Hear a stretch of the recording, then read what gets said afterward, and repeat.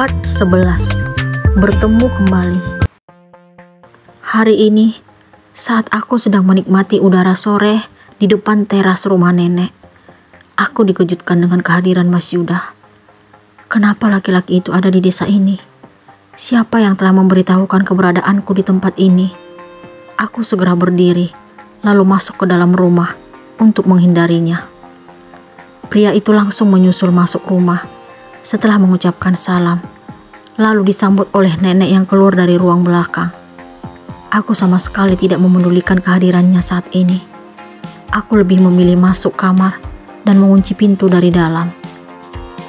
Sayang, buka pintunya. Aku akan jelasin semuanya padamu.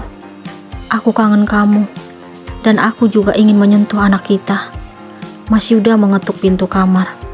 Aku sangat kesal karena ternyata ia telah mengetahui kehamilanku. Pergi kamu dari sini. Aku gak butuh kamu lagi. Kamu sudah mencampakkan aku. Untuk apa lagi menemuiku sekarang? Aku sangat kecewa dengan apa yang ia lakukan kepadaku saat acara pernikahan kami. Aku gak pernah mencampakkanmu, sayang.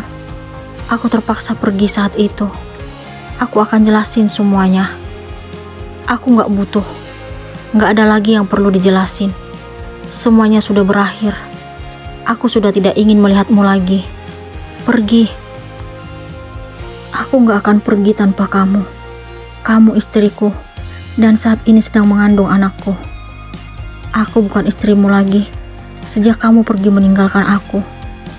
Itu gak benar, sayang. Aku tetap suamimu, calon ayah dari anak kita. Aku tidak kuasa menahan bening kristal dari mata agar tidak jatuh. Aku menangis sejadi-jadinya mengingat Mas Yuda saat meninggalkan diriku di hari pernikahan kami. Hati wanita mana yang tidak sakit dan terluka jika mengalami nasib seperti itu? Aku sadar kalau cinta dalam hati ini hanya untuk Mas Yuda. Mungkin hampir semua wanita akan merasa bahagia jika bertemu dengan laki-laki yang dicintai, apalagi dalam keadaan hamil seperti ini. Namun, sangat berbeda dengan apa yang kurasakan saat ini. Hati ini penuh dengan amarah dan kebencian setelah melihat kedatangan Mas Yuda. Aku tidak terima karena laki-laki itu masih berani menemuiku setelah menciptakan penderitaan yang amat mendalam terhadap anggota keluargaku. Nak, buka pintunya. Ini nenek. Aku kembali mendengar suara ketukan pintu. Tetapi yang berbicara bukan Mas Yuda, melainkan nenek. Minta laki-laki itu keluar dari rumah ini, Nek. Baru Nek buka pintunya. Aku memberikan syarat kepada nenek. Gak boleh bicara seperti itu, Nak. Dia tetap suami kamu. Aku tidak mengerti kenapa tiba-tiba nenek bersikap seolah-olah membela Mas Yuda. Kenapa nenek bela dia?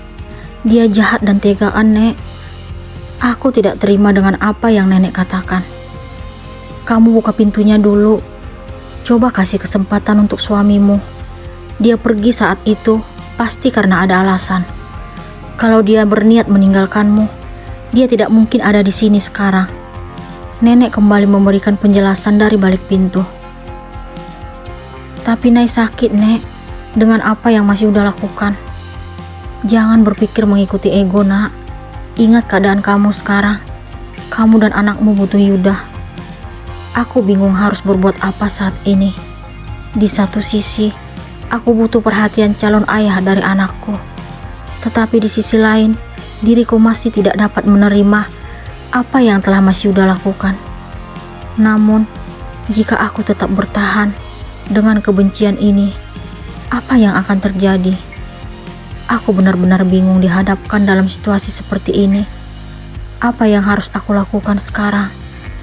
Apakah diriku harus mengalah demi bayi dalam kandunganku? Ataukah tetap bertahan untuk memilih berpisah dengan Mas Yuda? Waktu telah menunjukkan pukul 6:15 WIB sore. Saatnya menjalankan kewajiban sebagai umat Islam. Setelah tinggal di rumah ini, aku baru menyadari betapa banyak dosa yang telah tercipta saat menjalin hubungan sebagai kekasih Mas Yuda. Aku terbuai dengan perhatian dan kasih sayang yang Mas Yuda tunjukkan, hingga aku hilaf dan bersedia menyerahkan diri kepadanya. Aku dan laki-laki itu akhirnya melakukan hubungan yang belum pantas kami perbuat. Aku beranjak dari tempat tidur, lalu membuka pintu dan mendapati Mas Yuda yang sedang duduk di depan pintu. Aku berusaha untuk kembali masuk kamar, tetapi ia meraih tanganku lalu menciumnya. Keadaan ini membuat hatiku sangat bimbang. Sayang, jangan hindari aku. Aku gak kuat dengan sikap kamu yang seperti ini. Aku ingin kita kembali bersama lagi. Mas Yuda masih menggenggam tanganku. Lepasin Mas, aku mau sholat. Aku berusaha melepaskan diri dari laki-laki itu. Kita sholat berjamaah ya sayang. Aku imam untukmu dan calon anak kita. Aku terkejut mendengar apa yang Mas Yuda sampaikan. Kenapa sekarang ia baru ingat untuk melakukan kewajiban sebagai umat muslim? Terserah. Akhirnya Mas Yuda melepaskan genggamannya. Aku pun melangkah ke ruang belakang untuk berwudu. Mas Yuda ternyata turut mengikuti. Entah kenapa saat laki-laki itu ingin menjadi imam untukku, hati ini merasakan sesuatu yang berbeda. Aku tidak mampu menolak ataupun marah kepadanya. Setelah berwudu, aku dan Mas Yuda berjalan menuju kamar. Kakek dan nenek yang sedang duduk di ruang keluarga melihat ke arah kami sambil tersenyum. Aku tidak tahu apa yang dipikirkan oleh kedua orang tua itu. Namun, aku bahagia dengan senyuman mereka. Aku dan Mas Yuda melakukan salat bersama dalam kamar yang disiapkan nenek untukku. Ini salat pertama untuk kami berdua secara berjamaah setelah menikah. Aku tidak tahu harus berbuat apa sekarang, karena sangat bingung dihadapkan dalam situasi seperti ini. Setelah selesai salat, Mas Yuda pun melanjutkan doa kepada Yang Kuasa, dan aku juga melakukan hal yang sama. Terus terang, aku terharu mendengar permintaan dan harapan yang Mas Yuda panjatkan. Ia meminta agar pintu hatiku terbuka untuk kembali menerima dirinya. Sayang, kamu gak cium tangan suamimu? Aku mendengar suara Mas Yuda saat aku hendak menyimpan peralatan salat ke tempatnya.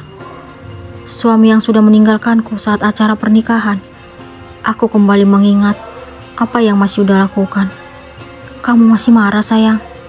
Kasih aku kesempatan untuk jelasin semuanya. Aku tidak menghiraukan Mas Yuda. Aku memilih menuju tempat tidur, lalu merebahkan tubuh. Laki-laki itu pun menyusul, kemudian duduk di sampingku. Ingin rasanya menghindar, tetapi dirinya menghentikan niat itu. Tolong jangan menjauh sayang. Ia meraih tanganku. Kamu pikir setelah kita sholat berjamaah, aku sudah maafin kamu? Enggak sama sekali. Kesalahan yang kamu perbuat itu sulit untuk dimaafkan. Aku bukan kakek ataupun nenek yang langsung luluh dengan sikapmu. Aku kembali mengeluarkan bening kristal dari mata. Tolong dengarkan penjelasanku. Aku akan jelasin apa yang membuatku harus pergi saat itu. Cukup Mas, aku gak butuh penjelasan darimu.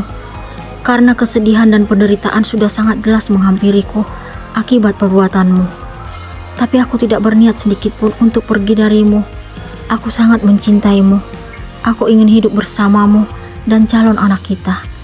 Mas Yuda menyentuh perutku, tetapi langsung aku tepiskan. Jangan sentuh anakku. Aku dengan tegas mengucapkan itu kepada Mas Yuda. Tapi dia juga anakku sayang. Anak kita. Laki-laki itu makin mendekatiku, lalu mencium perutku. Entah kenapa diriku tidak dapat mengelak. Kamu ngapain Mas? Aku ingin menyentuh anakku. Aku mohon, tinggalkan aku sendiri. Aku ingin menenangkan diri. Aku gak akan pergi tanpa kamu sayang. Aku kesini untuk membawamu pulang ke rumah orang tuaku, yang juga merupakan tempat tinggal kita. Ia merebahkan tubuh di sampingku, lalu aku pun membelakanginya. Aku gak mau. Aku akan tetap tinggal di sini. Tiba-tiba Mas Yuda memelukku dari belakang, lalu mengusap-usap perutku. Entah kenapa hati ini tidak kuasa untuk mengelak. Aku tetap terdiam dengan sikap yang ditunjukkan oleh laki-laki itu. Ada apa ini? Kenapa aku harus diam dengan apa yang telah ia lakukan? Apakah Naila akan luluh dengan sikap Yuda?